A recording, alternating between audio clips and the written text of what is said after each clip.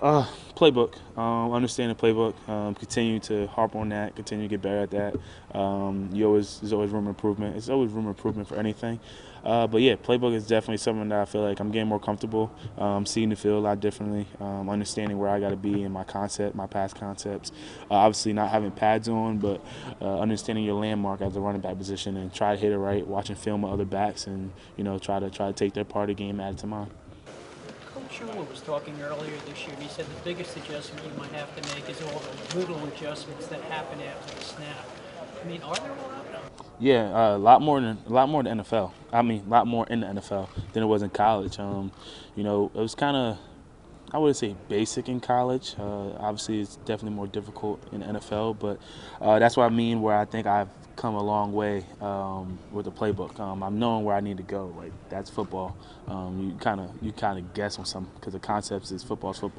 But hearing Eli change the plays and hearing Eli slide in protections or we're bumping, we're doing this, we're doing that can give you too much. But understanding that and knowing where I need to be, that's where I feel like I'm continue to grow and continue to get better at. You've been grinding for a while now, since probably started last season. What are you going to do with the couple of weeks off? My sister and my twin brother and sister, well, my sister pretty much having a Sweet 16.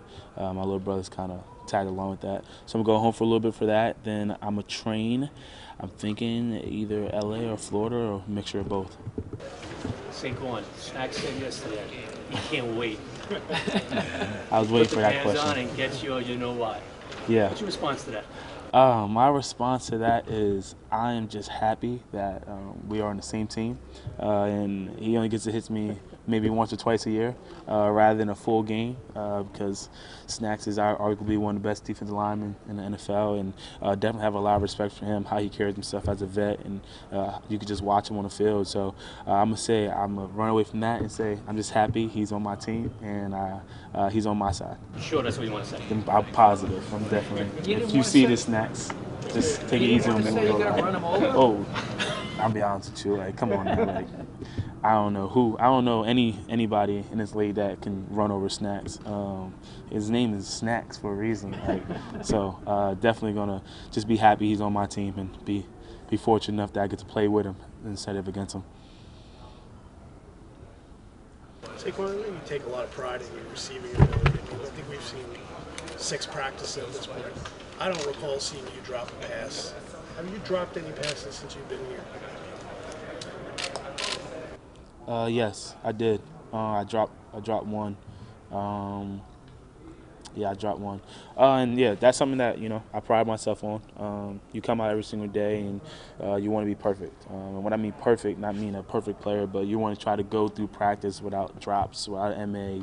But sometimes it reassures you that you got to get back to get on the jugs, catching after practice. It was a ball that I caught hundreds of times, and I dropped it. I looked, when you're trying to run upfield too quick instead of securing the catch.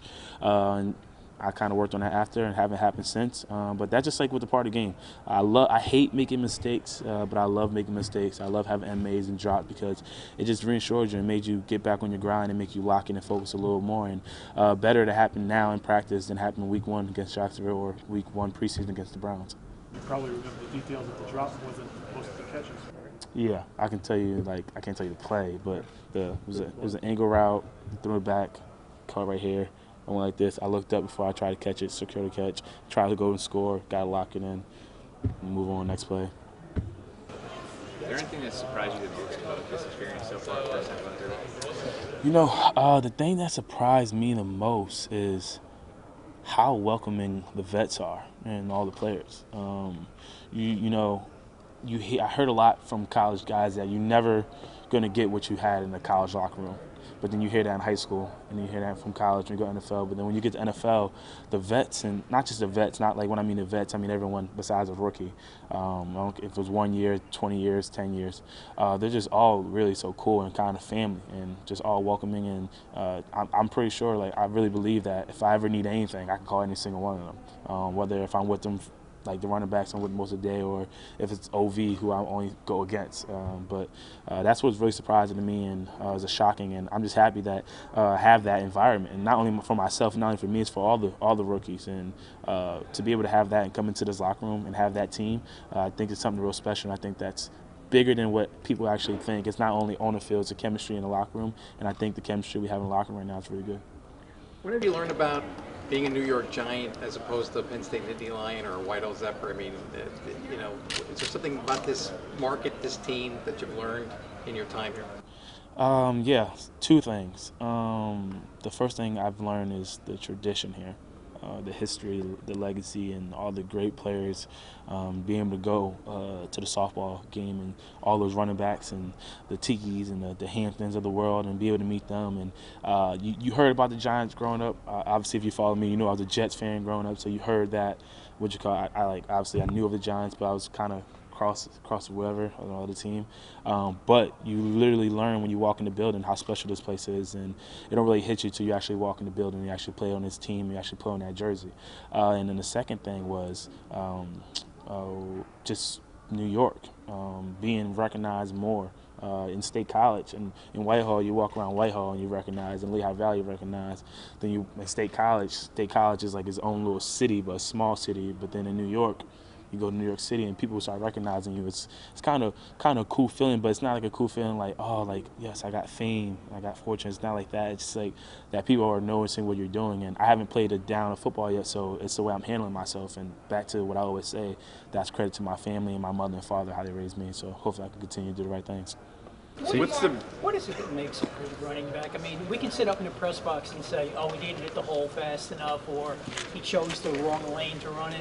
I mean, is it just instinct or what? Yeah, I mean, I would say instinct. And like you said, like people was like, he didn't make the right cut, he did this, he did that. Like actually being a running back and breaking down film and watching the David Johnsons, the Le'Veon Bells, and all those guys. And instinct is one, but something that I've learned also, and what Stu has been teaching me, is how to set up your blocks. For me, I did it so natural in college that I didn't even notice I was doing it. But now, understanding that, seeing the play before it develops, and seeing the linebackers overflowing, and that's how you set up cutback lanes. And a guy who does it the best, Le'Veon Bell, I was watching his film this morning, how he sets up his blocks. So I think you have to be versatile as a running back, catch the ball at the backfield, be able to block, be able to run in between tackles, outside tackles. And if you really think of the top three backs, the top five backs, the Zekes, the Le'Veons, the Todd Gurley's, that's what they're able to do. They're able to pass block, catch the ball at the backfield, and run the ball in between tackles, and just the way they set up their blocks. I think that's what it takes to be a good back in the NFL, in my opinion. Saquon, when you were sitting there at lunch with Odell yesterday, like when you're having these conversations, I didn't know that. from everywhere. when you're having these conversations, do you allow yourself to dream about, like, even though you guys aren't on the field yet together, do you discuss what the offense can be when you're both out there as two game-breaking players? I mean, yeah, we talked about that before I even came here. Like I said, we kind of talked this into existence. We became really good friends. He's been a great mentor for me, also, along with all the vets.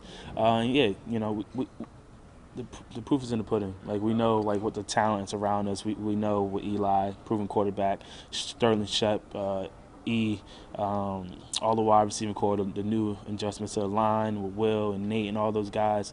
We know the talent's there across the board, but, you know, we really don't dream about it right now because, you know, every team is talented in the NFL. Only thing I really talked to him about, just asking for advice and just checking on him, seeing how his body feeling, obviously coming back from injury, and that's really the only thing we really talk about.